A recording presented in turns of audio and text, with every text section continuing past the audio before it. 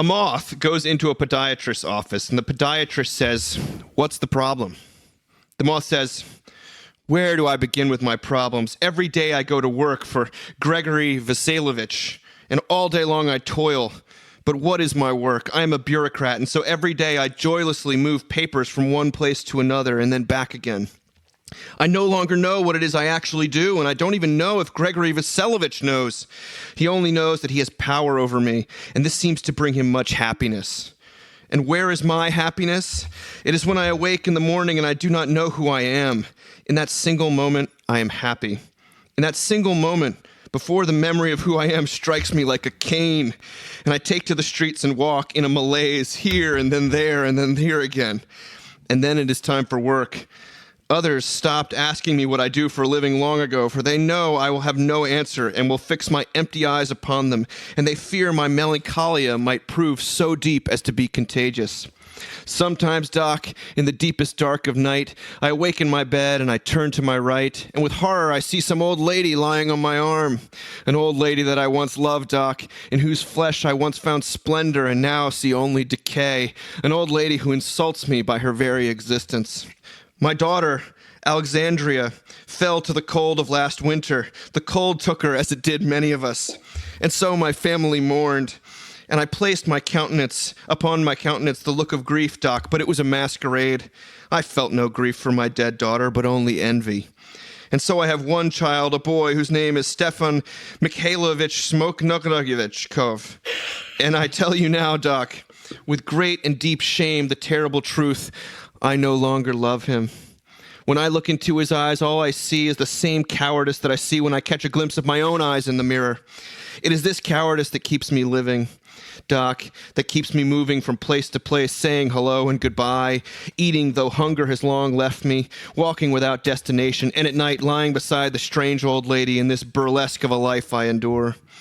If only the cowardice would abate for the time needed to reach over and pick up the cocked and loaded pistol that lies on my bedside table. Then I might finally end this facade once and for all. But alas, the cowardice takes no breaks. It is what defines me. It is what frames my life. It is what I am. And yet I cannot resign myself to my own life. Instead, despair is my constant companion as I walk here and then and there, without dreams, without hope, and without love. Moth, says the podiatrist, your tale has moved me, and it is clear you need help. But it is help I cannot provide. You must see a psychiatrist and tell him of your troubles. Why on earth did you come to my office? And the moth says, because the light was on.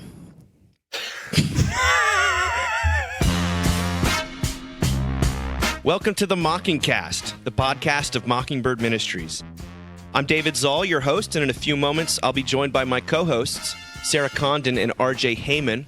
We come to you every other week to discuss a few of the places where we currently see grace and its absence playing out in unexpected and compelling ways. We're glad to have you with us. Praise the Lord. Praise the Lord.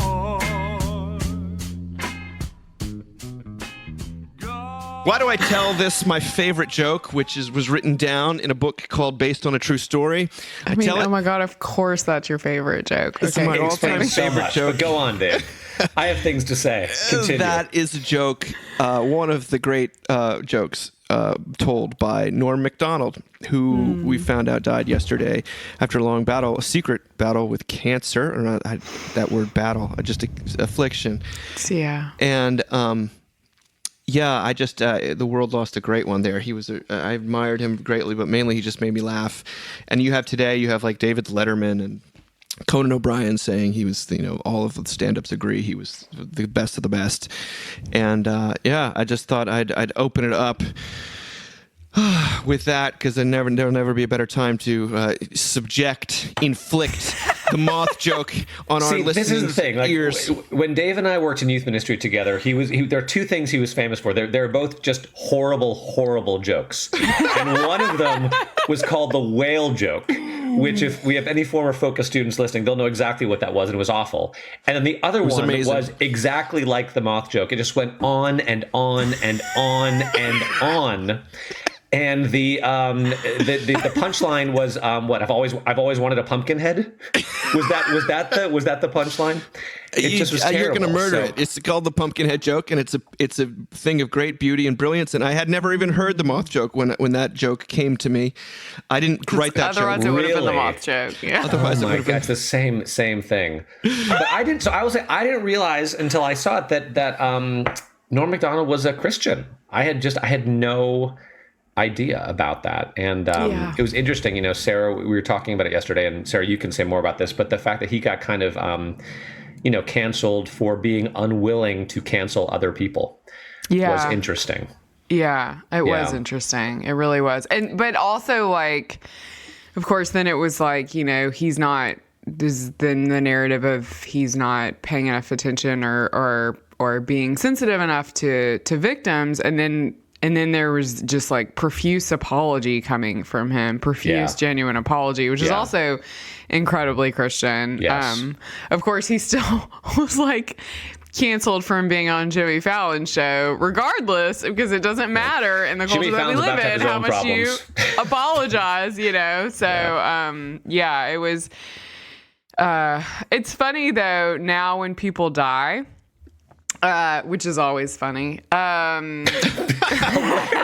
hilarious. He would have appreciated that. You have to Google them before you put up anything nice about them, I think. Because inevitably, I was like sitting there because, RJ, you had shared in our group text that just beautiful last stand-up he did on David Letterman, and I was like, oh my gosh. And the quote it's just so beautiful, and I was like, I have to share this, A, because I want people to see it, but B, because it reminded me so much of my dad loved Norm Macdonald. I was raised on stand-up, would not be a preacher if it weren't for stand-up. And I was like, but I feel like he did something. Before I put it up, I was like, what did Norm Macdonald do? I feel like he got in trouble. Something. So I literally Googled Norm Macdonald scandal, right? And then realized what he got in trouble for was basically not, deciding that we're going to cast all these people into the outer darkness of hell. So anyway, it was sort of an interesting, like, I loved, and I did share the post. I just thought it was so beautiful, but it's funny when people die now, you've got to, before you say anything positive about them, you've got to be like, what's their sin? You know what I mean? Like, what's the calculation here for me? Is this worth me sharing, or will people take me down for like giving any sort of like love to this person, right? Give the quote, Sarah. Give the quote from the Dave Letterman stand-up. I have it because I texted it to our girl. Josh and I were just blown away. This was what the setup is, that he's David Letterman's favorite comedian of all time, and it was Letterman's final show, and he got to choose who he wanted, and he wanted Norm to do a set, and so he gives this incredible set, and then Sarah. Oh no, don't apologize. It's so beautiful. Well, and right before he says this, he talks about the first time that he saw David Letterman, and he gets choked up. And he can barely make it through. Yeah. As a kid in Canada, I guess, right? He grew Canadian. Yeah. And it just, as someone, he said, I love stand-up. And as someone who loves stand-up, I was just like, oh, it was so moving. But he said this to David Letterman. He was talking about, what a remarkable late night host David Letterman is, and how he's so great at his job, and how he loves him. And he said, I know you're not basically into sentimentality, but he said, if something is true, it is not sentimental. And I say in truth that I love you. It's just. And Dave is like through tears. He can't. Yeah. And Dave is like, you see it. It's a moment of such, candid, authentic emotion. Like he didn't see it coming. He didn't know what was happening. And Norm is never serious about anything. I mean, Norm is always amusing himself at the cost of everyone else. And so to get that moment of direct sentiment is just so, I don't know. You look at the YouTube comments under that, and everyone's like, "I came here to cry today." It's also the funniest. It's after this stuff he does about Germany, which is which is so good. It's so funny. It's so funny. And I he was just his own man in a lot of ways, and sometimes he would have these long threads on Twitter before he quit Twitter or before he was made or whatever. But Norm was. What always fascinated me about Norm was that he's one of these people that as you dug into stand-up, if you cared about that, you'd find out that a lot of these great stand-up comedians considered him to be the best. Like it was, they consider sort of Eddie Murphy and Richard Pryor and Norm. And so Steve Martin thought that way. Jerry Seinfeld thought that way. Sarah Silverman thought that way. They were all sort of saying a comics comic. He's a comics comic. I was like, what does that mean? And then you sort of go down the rabbit hole of watching these talk show clips of him winding everyone up, and like the watching Conan O'Brien react to him tell the moth joke, or watching Letterman deal with it. Like, no one can contain themselves, and that kind of reflexive laughter to me is so human, and it's so genuine. And Norm had it in spades, and he never stopped. It was always, you got the sense it would probably be impossible to live with the man, but it was really that was so touching, RJ. I'm so glad you sent that to us. Yeah. Well, how are you guys doing? Otherwise, what's been a few weeks because there's some illness. So you guys are not feeling so hot, but you recovered. What's the latest in the Condon household? Well, I mean, like, we had a storm come through yesterday and lost power all day, which is just like par for the course. I don't know. I mean, it's I went over to a friend's house. Josh went into the office. Kids went place, like, they're old enough. We kind of all found our place for the day, but it does feel a little relentless when we're in hurricane season. And you guys know I have a brother that lives in New Orleans, so it's like anytime a hurricane comes, we're always like, which one of us is it gonna hit? Which is pretty unpleasant. So yeah, but we're better today. Power's back on. Kids are in school. It's just yeah, I mean, one thing that's happened for me with grief is that this is like way more therapy stuff than you guys probably need to hear, but I tend to disassociate pretty easily.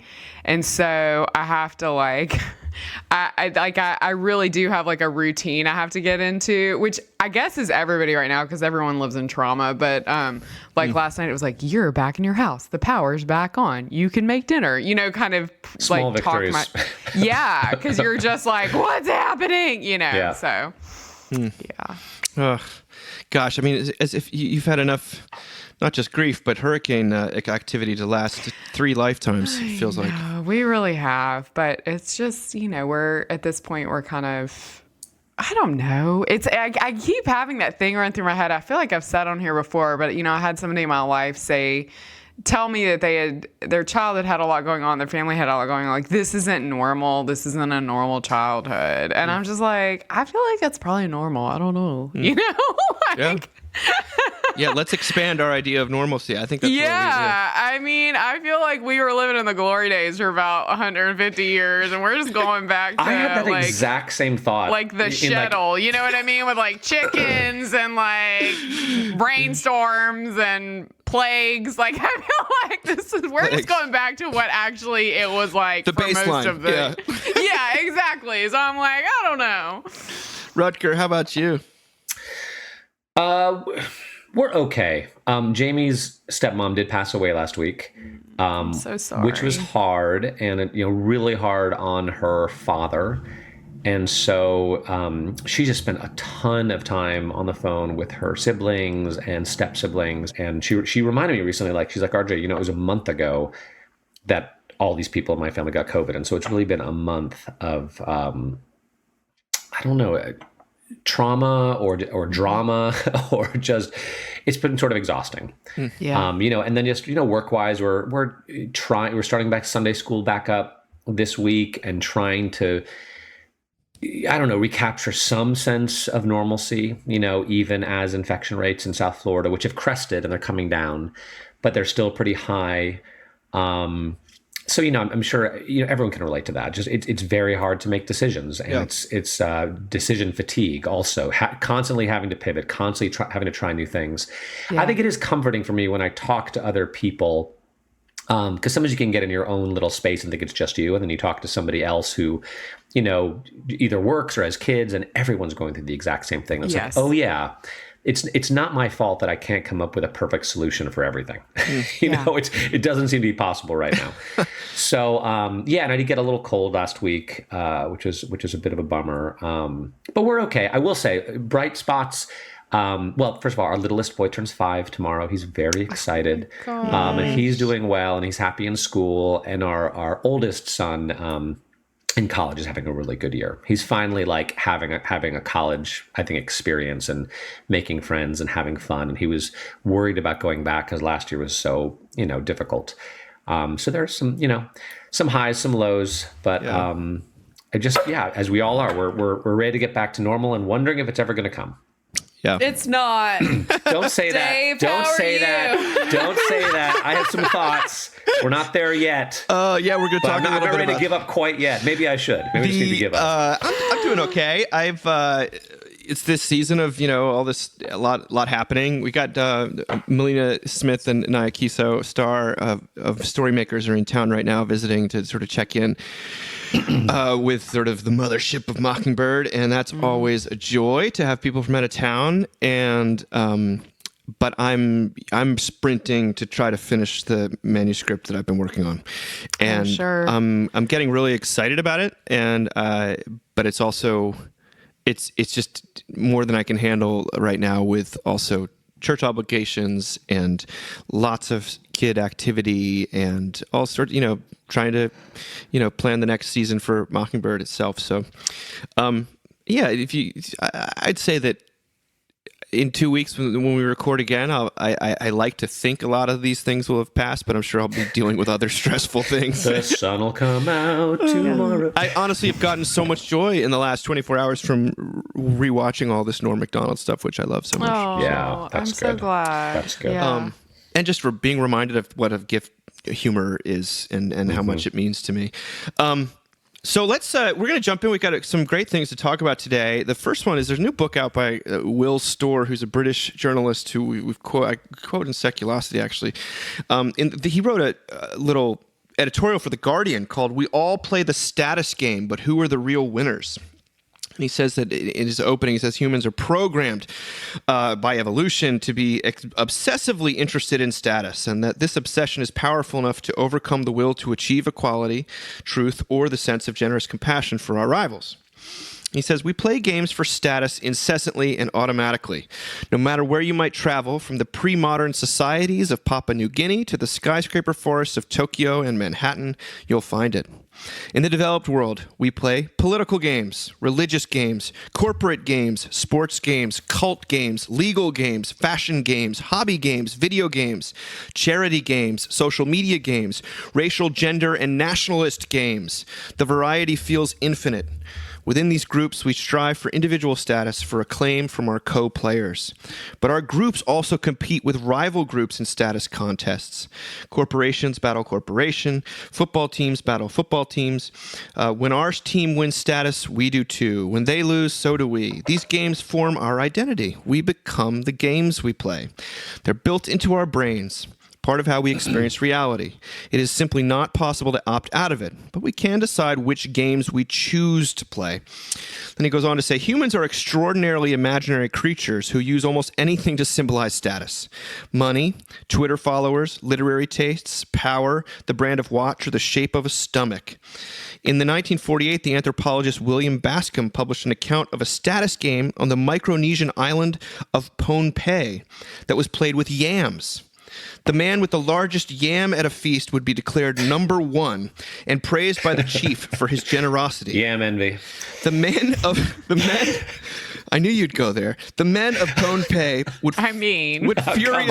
would furiously compete for this position, raising around 50 yams a year in secret, remote, overgrown plots that they'd creep out of bed at 2 a.m. to tend to. A single yam could take 10 years to grow, reach more than 4 meters in length, weigh over 90 kilograms, and require 12 men to carry into the feast using a stretcher. I'll go on, but status games, does this resonate at all? No, I have no idea what you're talking about. How many people are coming to your church, RJ? I don't keep track. Sarah, how many followers do you have on Facebook? How many? Oh gosh.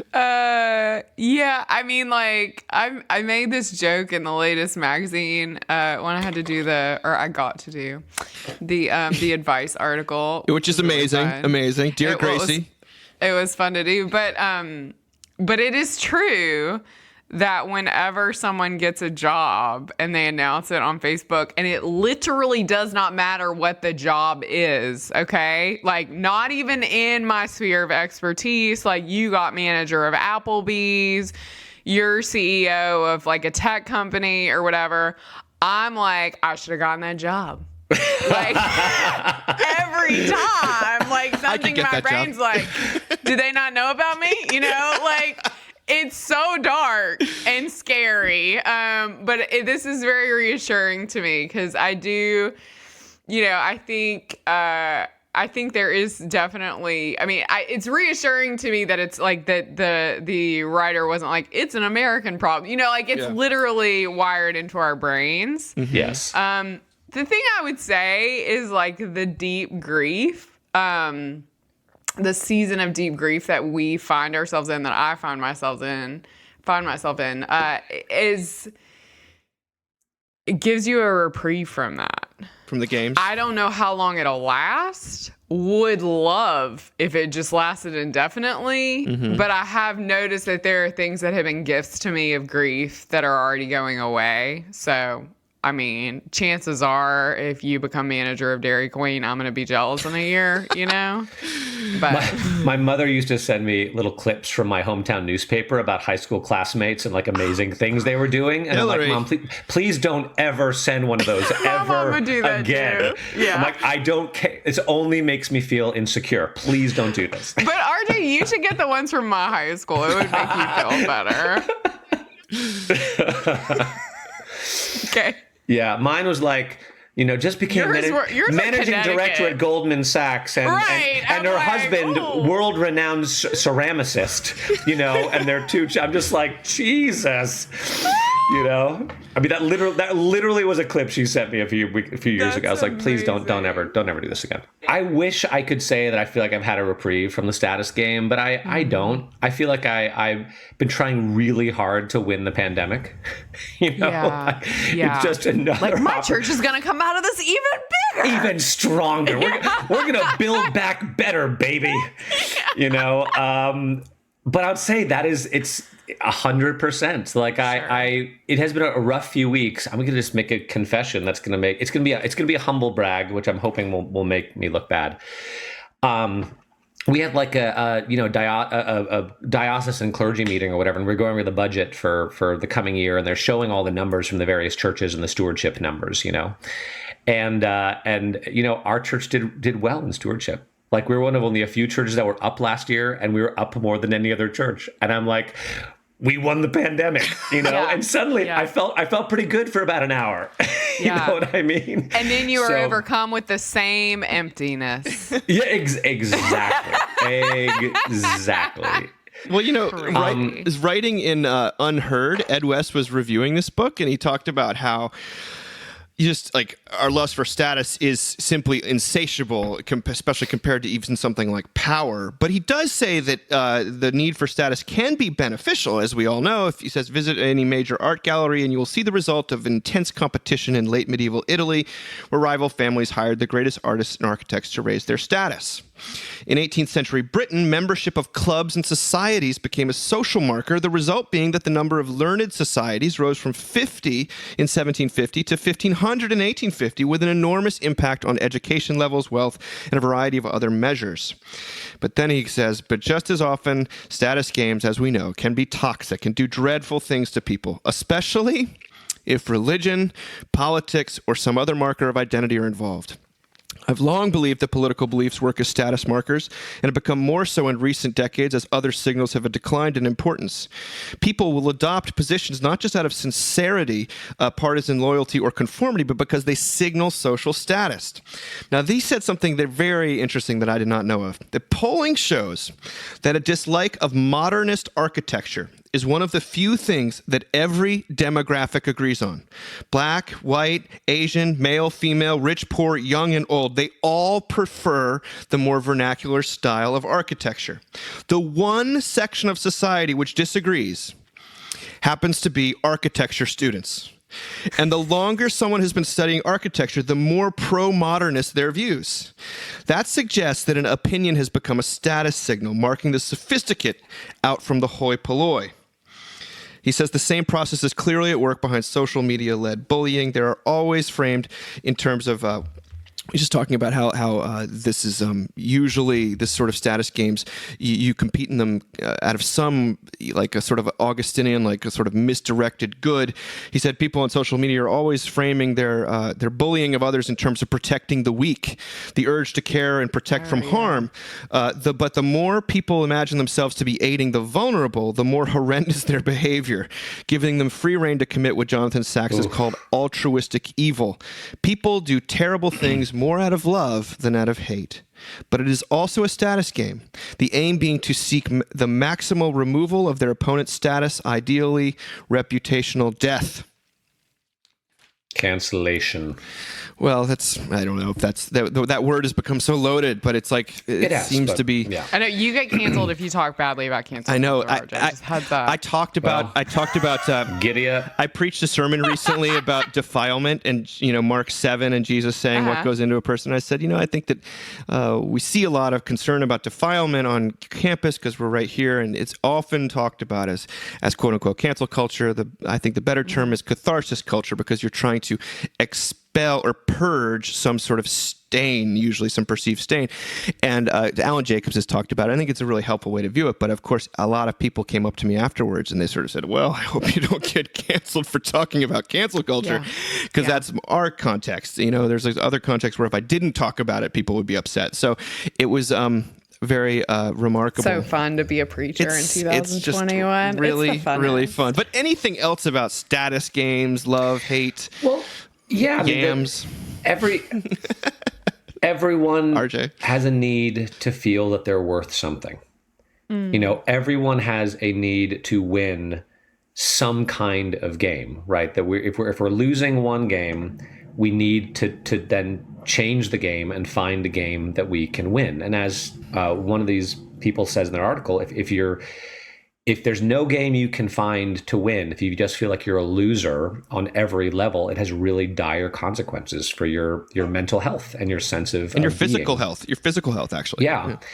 Whereas it's ironic that the lectionary reading this week is the one where the disciples are arguing about which one of them is the greatest. Yeah. They're playing the status game, and of course what we the search for worth via status is ultimately a total shell game, right? It doesn't work. And what the Christian answer to it is that we find our sense of worth not in status but in belovedness, right? That we are loved unconditionally and eternally, in spite of the fact that we lose, that we're losers, and that Jesus is willing to lose every single status game imaginable for our sake.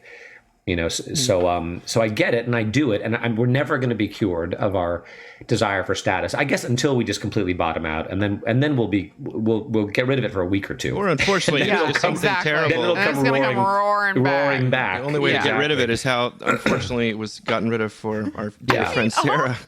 All I can think about though is like, Dave, I think I said this to you on the phone, but Also, I just want to like occasionally say, like, if you listen to the podcast and you're like, oh my God, Sarah's really horrible. Like, yeah. and don't feel bad for thinking it. I remember talking, I think I told you this, Dave, like when I was starting Grief Group. And I was like, Dave, am I going to win Grief Group? Totally. I'm going to grieve the you-know-what out of this. I didn't lose just one parent, you know? And then just heads up, people had it much worse than I did, okay? Like, I did not win. So, yeah, no, I find this, I mean, it is the thing that frustrates people about Mockingbird. I'm just going to say it. And it is also the reason why it's my theological home.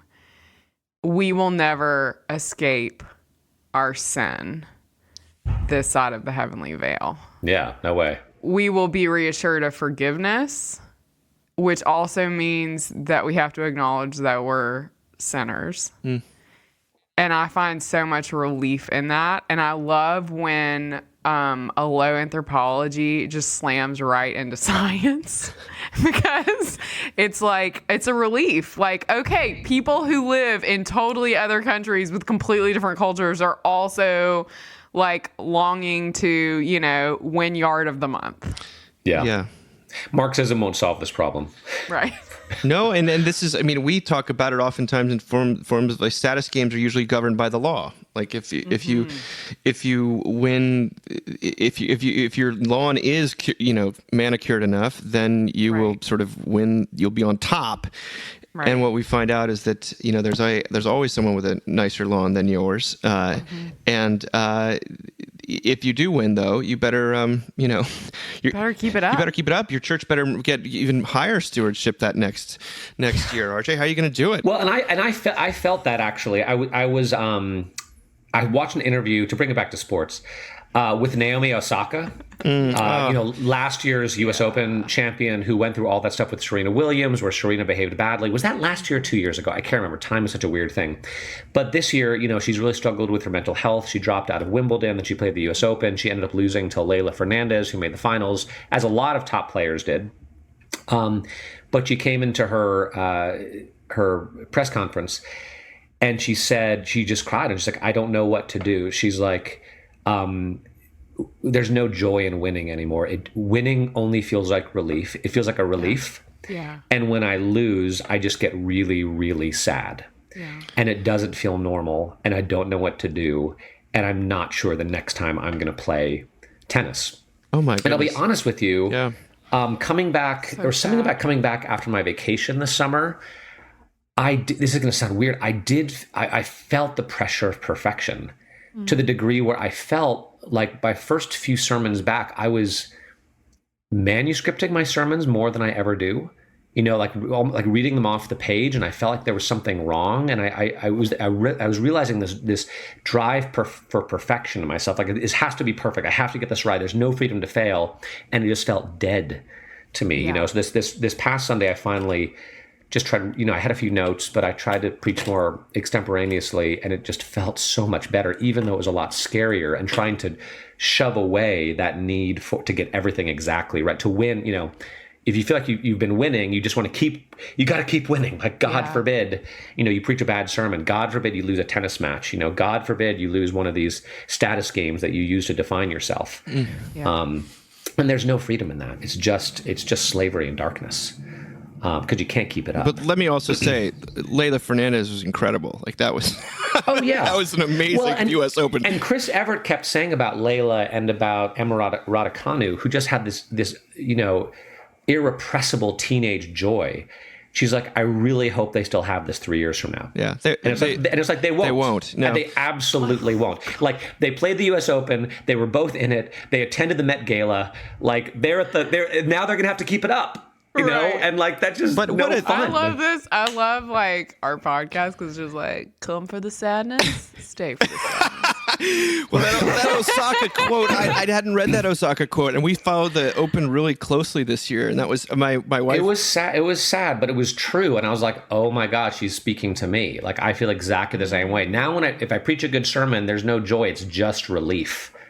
It's like, oh, thank God I didn't blow it. And like that's not where I want to be. No. The guy who figured this out, strangely, was Andre Agassi, who just like he basically took long hiatuses from his tennis career about 2 or 3 times. And then he would come back, and then he would burn out, and he'd come back and burn out, and come back and burn out, and he finally found some peace later on in his career. But he had a very tortured relationship with the thing that he did best. He sort of hated it, and he's very clear about that in his book Open. So anyway, that's enough sports for today, I Tennis suppose. moment. about Yeah, I was going to say, this has Indeed. been You're welcome. Tennis Corner with RJ Heyman. Exactly. This has been No, any right. any sport though where it's individual, where all of the ESPN dynamics we hit talk me up. about play out in spades, and that's why they're so interesting. There's a Marty Fish documentary that's on Netflix now. The tennis player. It's about anxiety, and apparently I haven't seen it yet, but I've been told by like 3 people that it is it has all of this written in the skies.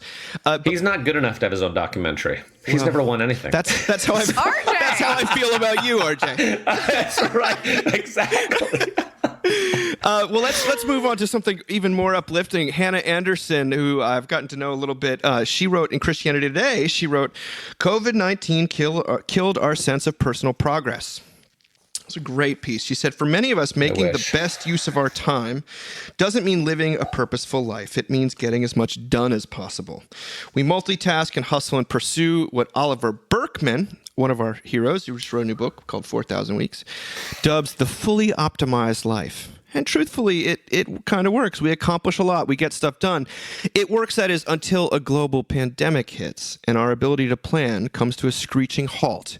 It works until we find ourselves in the same place we were 6 months ago, feeling mocked by progress. It works until death and grief flood our news feeds daily. Whether it's the pastor struggling to hold a fragmenting church together or parents having to weigh their child's education against health concerns, a whole lot of us are on the verge of giving up hope. So many of our expectations, plans, and dreams have been dashed over the last 18 months, never to be recovered. But what if this moment also holds a particular kind of promise? What if the forces disrupting our productivity and sense of control have also opened up an opportunity to engage our lives differently? This strange moment in history, Berkman writes, when time feels so unmoored, might in fact provide the ideal opportunity to reconsider our relationship with it.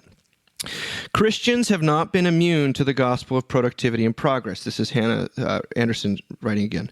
But scriptures, especially Ecclesiastes, remind us that the gospel of progress and productivity is unequal to the realities of life. We live only 4,000 weeks, the majority of them spent on mundane tasks. We are weak, dependent creatures, desperate for the grace and mercy of God. In this moment, we feel our dependence acutely, and that feeling is a gift. Because in this moment, this depressing, disturbing, terrible moment, we have a chance to learn the truth about ourselves and the lives we thought we wanted. More than being good advice, this is good news. The life God calls us to is not one of more work, greater efficiency, and stellar performance. Rather, He invites us to rest by surrendering to the lives and plans He has for us, lives that at times may feel stalled, failing, and limited. Our limits are not strictures holding us back, writes author Ashley Hales, but doorways into intimacy with God. It is only as we acknowledge and embrace the goodness of our limits that we embrace hope. Yeah, I guess again a little sort of downbeat, but at least I felt in her acknowledging of reality, I did feel a sense of hope. I did feel a sense of like embrace, like this.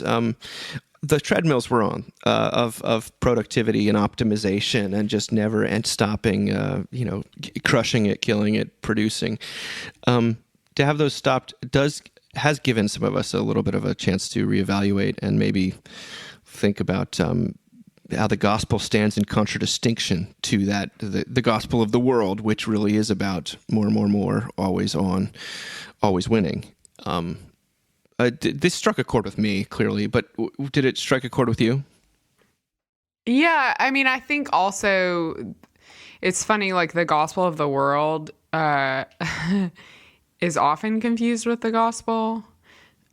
Just that I think sometimes we actually do think the world is our responsibility to fix. And that we actually have to keep going and keep doing and make it better, and we're not doing enough, and everyone needs to do more. And, one blessing of the pandemic is that my world got a whole lot smaller. So it suddenly just became my 2 kids and my husband. And they were actually the only people put into my care that I could help at all. And I'm not sure that shift will go back, if that makes sense. Like that feels like there's a shift that happened for me there that hasn't gone back yet. Part of that is honestly probably the death of my parents, and so I just didn't have the energy for anything beyond my front door. But there are things that I do now that I did not do before the pandemic, or I did really begrudgingly, that it's not even like I've willed myself into being happy about it. It's just not, the frustration is not there anymore, which has been such a blessing of like, oh, these are actually the only people you can help. The ones that live in your house. Well, then all of a sudden you're actually helping them too. Yeah. You know, like it's like these are the only people like that you can like actually be in their lives, like are the ones who are in your like. And you know, there is something also, and we've talked about this before, but we can really distract ourselves from the problems in our household if we make our if we superhero up our skill set to include healing the whole world, you know, then we can just avoid right what's actually put into our care. So. That's yeah. And how many stories have you heard of like my mom was the school nurse who helped everyone in the city, but never like had time for me. Or my dad was the pastor who loved everyone in the community, but I never got to see him.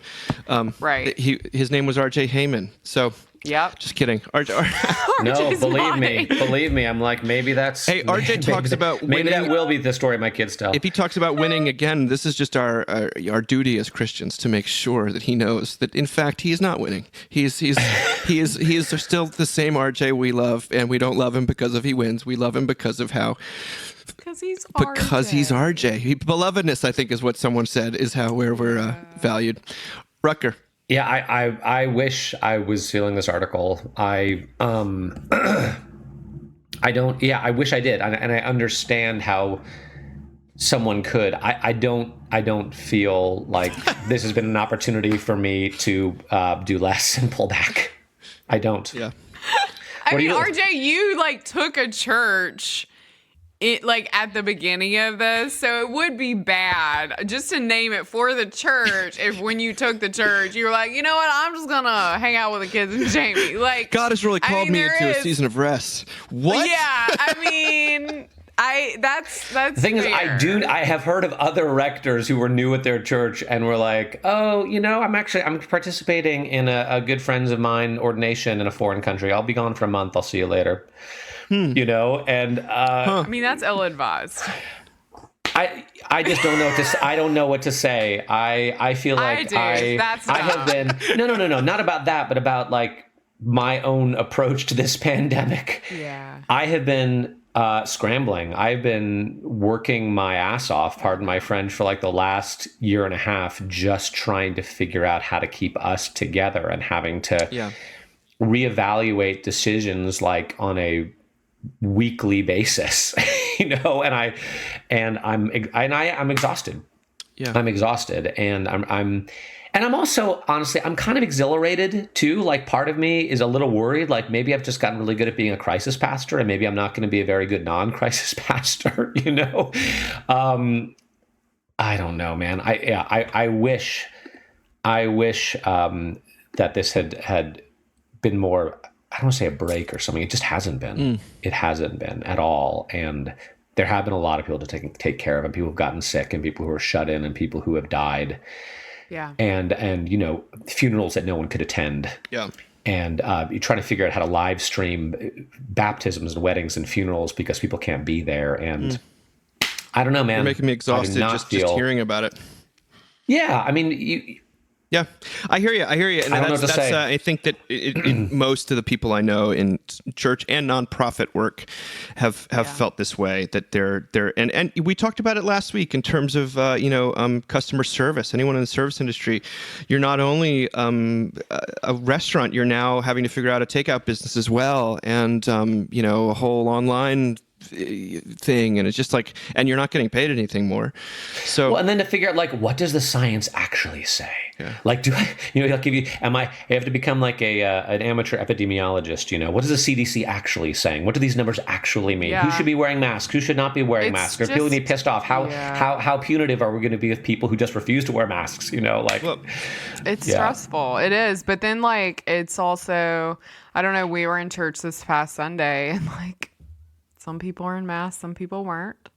yeah. And it was just so beautiful to be together. Totally. And I know that people are going to Yes. hear that and think, like, I sound naive and whatever. I felt the same way on Sunday. Sunday was I'm like good. one of those weird Christians that doesn't believe in science. I believe in the science, but also, like, I believe in the Holy Spirit. And it was really, really good just to be together. And I hear you. It's like, there's such a longing for how we can make that possible. So, Yeah. well, let's talk a little more globally right now.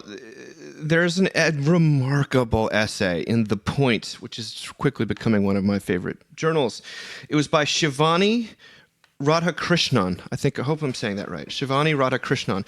And it's a essay called Uncertain Terms. And what she's really doing is she's giving an overview of the work of one of my favorite essayists and writers today. Writing is a woman named Megan O'Geeblin. And Megan has a new book out called God, Human, Animal, Machine. God, Human, Animal, Machine. But she also wrote a book called Interior States, and I would love for her to speak at a Mockingbird conference. And what she's dealing, what Shivani is talking about is really the deconversion narrative, which has become a kind of a more and more popular narrative in our culture. People leaving religion behind, personally, et cetera, et cetera. If you've been a person who's been listening to the Rise and Fall of Mars Hill podcast that Mike Cosper's been doing, I know it's like been triggering for a lot of people, but it's very interesting. It's become one of the top 10 podcasts on iTunes, and Really? yeah. oh my yeah. gosh, everyone's listening. Jamie's listened to and it I'm all. like, I have not listened to it. Just I gotta tell do me it. about it. I don't need to listen. Well, to that. every time I've been out on the West Coast, and a lot of times, like as life goes on, this is probably more specific than people need to know, but that church, specifically that one human being, created such devastation in terms of people's personal faith that people, the quote-unquote deconstruction movement or the deconversion thing, this guy, as far as I can tell, I'm sure there were some great things that happened there, but he seems to have been personally a catalyst for a lot of it in ways that I've underestimated. Like every time I'm out there, it's like, yeah, I was such and such related to such and such at Mars Hill. And then when that imploded, I decided I hated God, or I decided I hated everything that I'd ever been taught was wrong.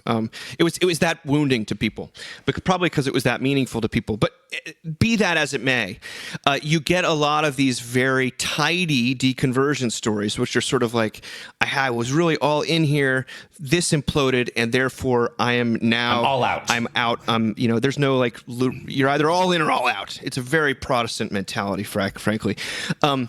But this is we're not talking about Mars Hill, okay? We're talking about Megan O'Geeblin, who's a different sort of writer, and she writes for the Paris Review and for Wired magazine, and she's very sophisticated. But the Shivani, who writes this, Radhakrishnan, who wrote this essay, she said deconversion narratives often follow a trajectory that is suspiciously breezy. Reviews of deconversion stories, like Educated by Tara Westover, Unorthodox, often speak of bravery. Against all odds, the protagonists of such stories inevitably reach a kind of spiritual adulthood. And yet for O'Geeblin, who left Chicago's Moody Bible Institute and the fundamentalist Baptist faith of her upbringing, deconversion was supposed to mean, quote, striding onto terra firma, embracing a world where there would be no more shadows, no more distant echoes, only the blinding and unambiguous light of science and reason. Well, leaving religion meant, she thought, a more straightforward relationship to the world, but as it turns out, that was a false hope. O'Geeblin continually writes that the material world is every bit as elusive as the superstitions I'd left behind.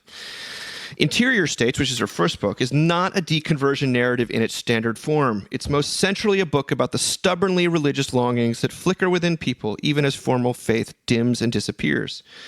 At one point, O'Geeblin turns her energies of spiritual self-betterment on her body. Her search history becomes a compendium of cleanse recipes, high-intensity workouts, and the glycemic index of various exotic fruits. Now, on the face of it, her new book, O'Gieblin's God, Human, Animal, Machine, is a different kind of book. It's a deeply researched work of history, criticism, and philosophy. And it begins in our technological age where, O'Gieblin writes, everything in modern life, from our minds to the rotation of the planets, has become a system to be figured out. Yet insofar as O'Gieblin continues to complicate the conventional deconversion narrative, God, human, animal, machine, and interior states are part of a continuous project. Taken together, they show that religion isn't a subject matter you can simply move on from, nor does Eblin expect to outgrow her former vantage point as a believer. Instead, her new book probes the uneasy coexistence between what's enchanted and what's disenchanted. In fact, it's really a reflection on how we seek redemption in technology after losing God. She first goes to Ray Kurzweil's Age of Spiritual Machine and invests it with a totemic power. According to Kurzweil, human enhancement and resurrection could still be viable beliefs for a non-religious person. Only this time, that meant uploading your consciousness and then using that as part of your rebirth. O'Gieblin reads Kurzweil's theories of human enhancement and transcending mere life, how he sees the grand narrative history as leading toward nothing short of total re-enchantment. The ideas and promises, the belief that the dead would rise, that the earth would be transformed, that humans would become immortal, sounded to her a lot like Christian eschatology. But if science, in fact, does present itself as a new form of revelation, aren't we just better off going to church? Churches today, she argues, have stopped providing a real alternative to the bleak moral market of contemporary life. Congregations do market research to see what parts of teaching will go over best. That's why many churches stop talking about hell. And a development that O'Gieblin suggests compromises their ability to provide real options to those already living in a market-driven society. This is part of why transhumanism and tech theory are so intriguing to her. They represent appropriately 21st century forms of re-enchantment. Now, I'll stop there. I've got some other things to read from her. But does this strike a chord? Have you heard narratives of deconversion as far as it goes? I feel like my whole project of seculosity was really about how the spiritual impulse finds new targets, sometimes which will eat you alive in different ways than. But maybe not as. Now that I hear the Mars Hill fallout, maybe they're less toxic. I don't know. What do you guys think? I think there's a lot of interesting things about these articles to me in juxtaposition. One is that, what she's saying, what the early article said, is that everyone is looking for the same things, right? Everyone is looking for a sense of worth, whether they're seeking it through status or belovedness, and everyone is seeking redemption. It's just a question of where you're going to look, and what can actually deliver. Part of me is tempted to say, if these are the things you want, worth, you want redemption, go and try and find them somewhere else. Go out there and seek it, because I'm pretty sure you're not going to find it anywhere else. Maybe you will, and if you do, Godspeed. But maybe Jesus actually offers something unique. And then the other thought I had was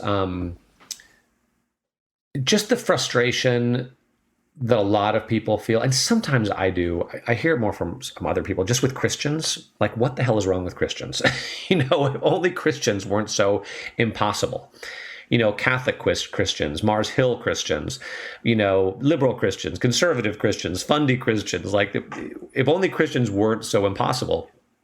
And you just want to say, or what I wanted to say is, yeah, but I understand that we're ambassadors for what we say we believe, but Christianity isn't about Christians. It's about Jesus. And if you think Christians are bad, just go get to know anybody else. Like, everyone's a disaster. Right. Everyone is going to. I know a couple disasters. Everyone's going to betray you. And we don't come to church because we believe in Christians. We come to church as broken people who call ourselves Christians because we look to Jesus, because we think Jesus, among the billions of people who've walked this planet, is unique. He's different than anybody else, which to me seems empirically true. He's just different from anybody. I've said this before. I'm always struck how 2,000 years later, there's really nothing in the ministry of Jesus to which 2,000 years later we say, ooh, that was a bad thing you did there, Jesus. That was something we have to explain away as being something that was, culturally specific to 2,000 years ago. he still seems to have gotten just about everything he did pretty much exactly right, which is crazy to think about. So, yeah, I guess I don't know what I'm trying to say in all that. I'm trying to make an apologetic for Christianity a little bit, and also a way for us as Christians to acknowledge our brokenness and the brokenness of those with whom we follow Jesus together, while also saying that that's not, it's not why we go to church necessarily for other Christians are so great. We go because Jesus is so great. I think that's a beautiful reminder.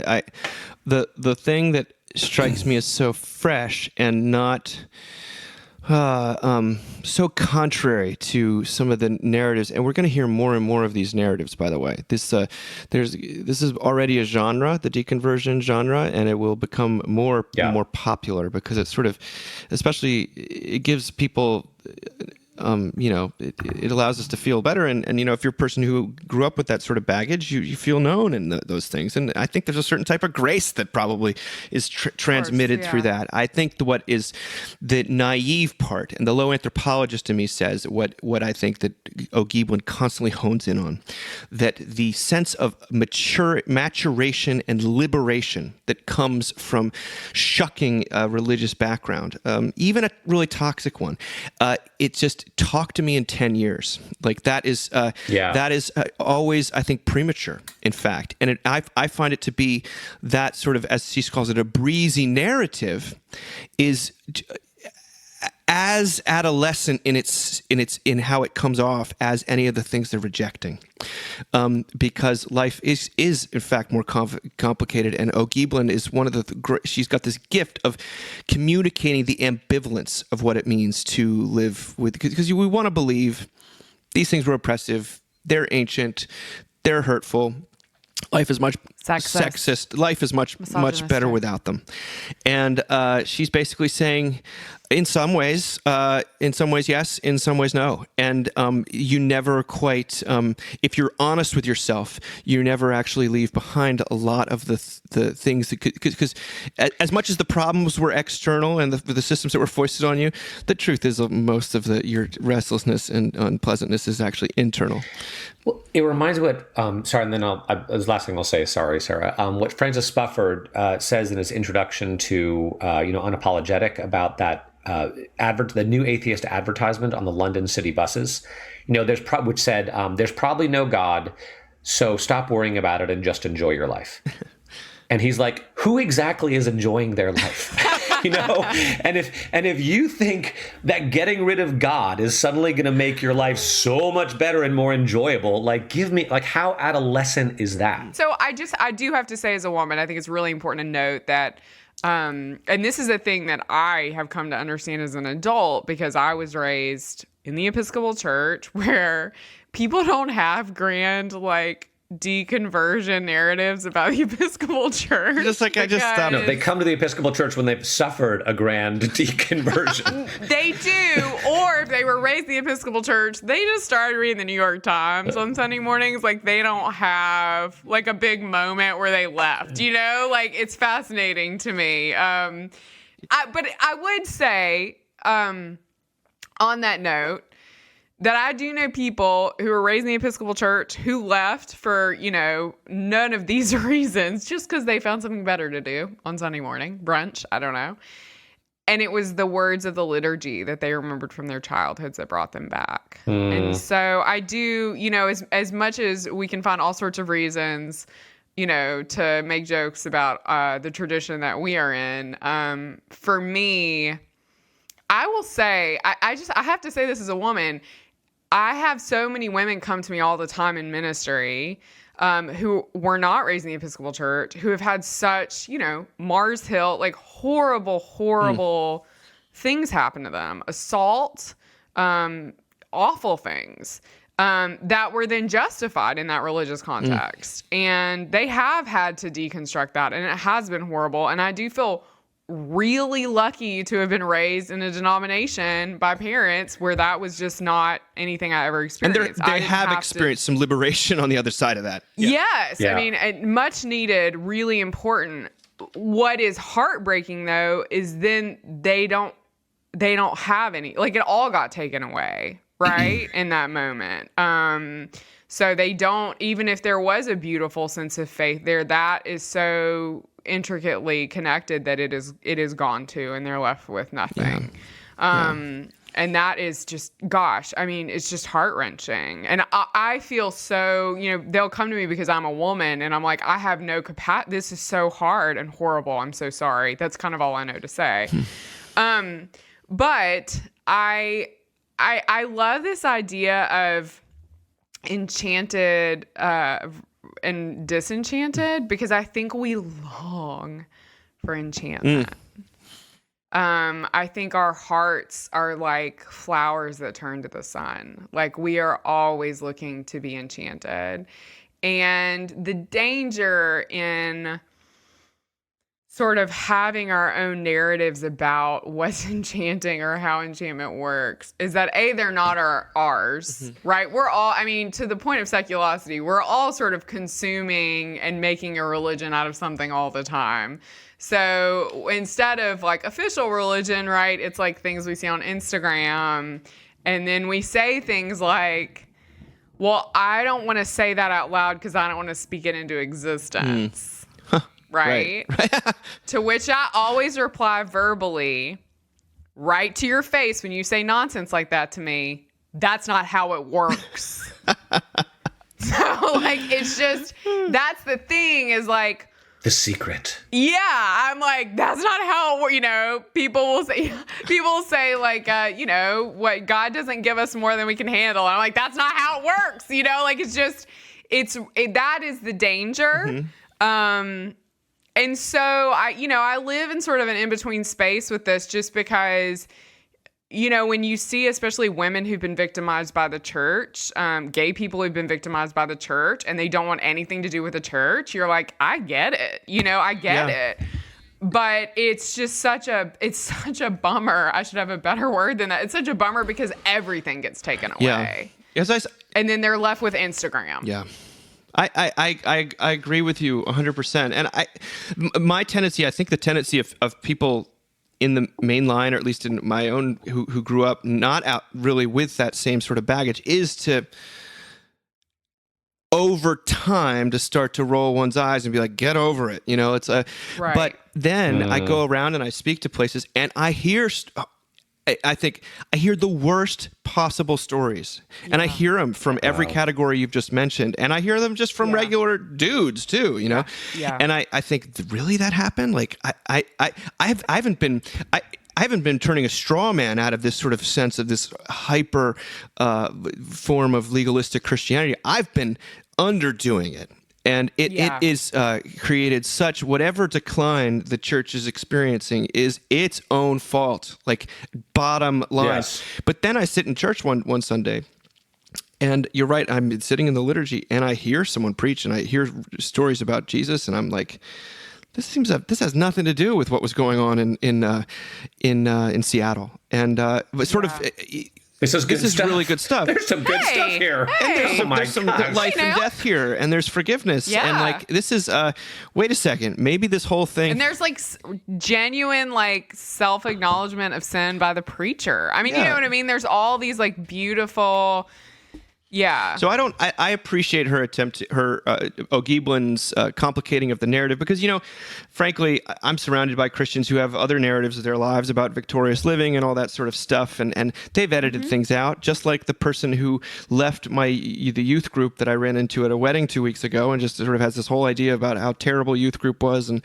how terribly victimized they were. And now they're living in the truth. And somebody's like, well, I've got pictures of you. You look like you're having a blast, and you've clearly forgotten a lot of the good things. You've got your own narrative, and our narratives tend to function as laws and as justification for what we want to believe about ourselves in the moment. And once we get back to reality, that things are both and that we're contributing to these systems as well as being the victims of them. Like you kind of just are like, well, Lord Jesus, have mercy on me. Like I don't really have many answers except for this sounds like nothing else I've ever heard, and it still does. And I'm 42, and I've been hearing about it for 20 my whole life. Maybe that's naive, but I'm trying to think about this a little bit in terms of how churches recover from the pandemic and what brings them back to church. I don't think it's naive, Dave. Sorry. Yep. Yeah, because I don't think it's naive because as many people as have problems with Christians in the church, maybe I'm naive. I don't know that many people that have problems with Jesus.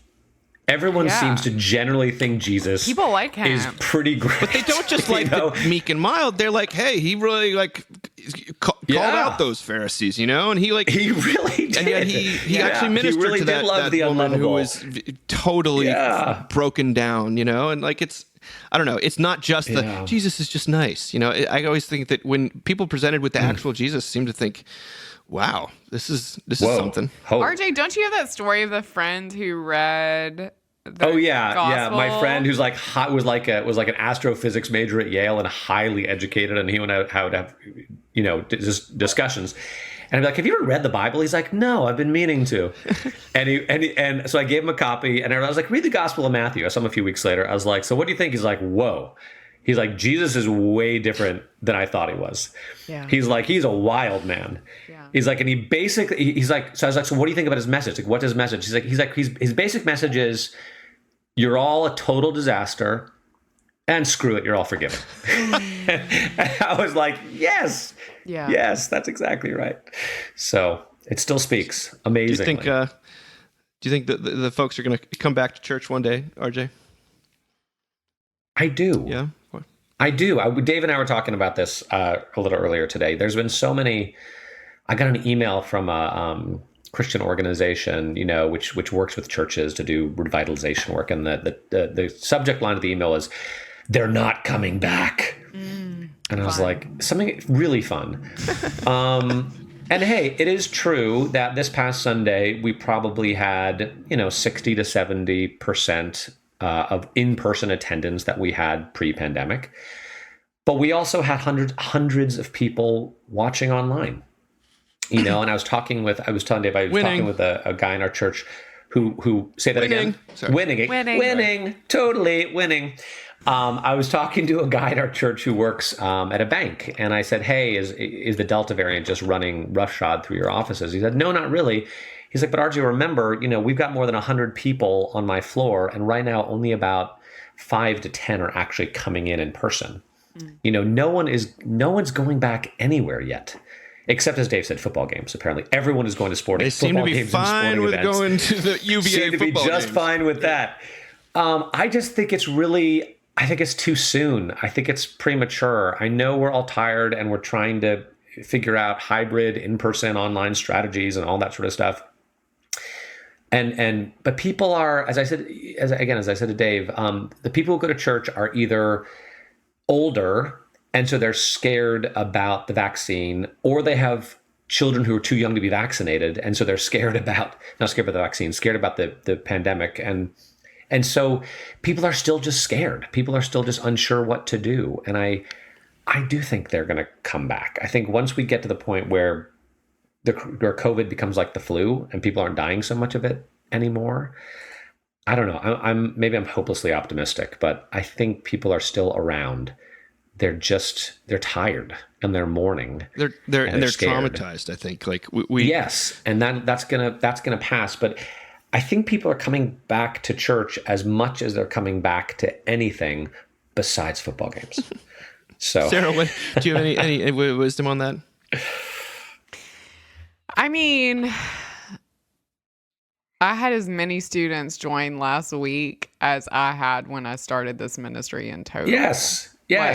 So, I mean, there's definitely a longing for enchantment. I'll say that. Oh, and I think it's, my population, of course, is a bit more fearless. They're all vaccinated. And so they don't have the anxiety of being older or having small children. And that's definitely wonderful. But yeah, I mean, I don't know. Our church on Sunday morning felt pretty full, I think, yes. And happy. So did ours. And I do think people come back, and maybe that's naive, but, I don't go to church because I'm married to the priest. I know plenty of priest wives who don't go to church. Okay. And I go to church because I need church. And I'm assuming it's not just because I'm like the only needy person on the planet. You know, I'm assuming other people need church. Yeah, I don't I had a know. person in tears this week who I called and is battling some health issues, and she's worried about her immune system, and she's crying. She's like, I miss my church. I need my church. I want to come back. Yes.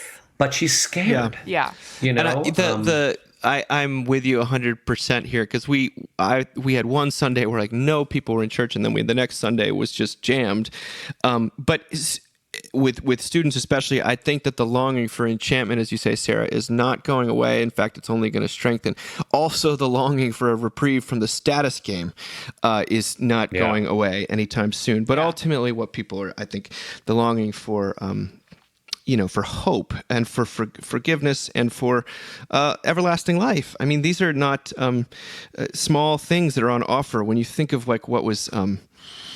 when you think of the things that drive people away from religion, they are very potent. But the things that drive you to it and to the cross are arguably more potent, and they just are. It's our precise demographic that is under so much pressure, has been suffering, and so much with young kids during this time, and hearing from schools that like you really can't go anywhere if you want your kids to go to school, and the science, everyone doesn't even know what's true, and you're simply exhausted too. And the idea of trying to do another thing on Sunday, it's not the great challenge will be, I think, to people in ministry or people just who care about churches is not to judge those folks, is to stay in touch with them if you can, and also not to, because that's my go-to is to be like, well, screw them, they're not real, like they were just pretending, or like there's a my go-to is it's all my fault. Yeah, your go-to, RJ, it's all, or I could just say it's all RJ's fault. You guys really underestimate how hard it is to be a mother of small children in 2021. Totally. Yes. Oh my gosh. I know. Because I just like, when they don't come to church, I'm like, I get it. Like it's just it's like, a miracle you ever came. And and if you come the day you come back, I'm just gonna to give you so much affection and encouragement. Yes. Well, you guys encourage me. And I am just so grateful for you. I'm so glad you're feeling better. And I guess that's all we got. Nobody is enjoying their lives, but the thirst for hope and re-enchantment is real. So, and so is Jesus. I'm going to go watch Enchanted. That's what I'm going to do. I'm just going to get my Amy Adams on. Too many times. Oh my gosh. RJ. I love Don't that start with movie the Disney so stuff much. again. You guys are the best, and talk to you soon. All Love you. right. Bye. Love you, Dave. Guys. Bye. Bye.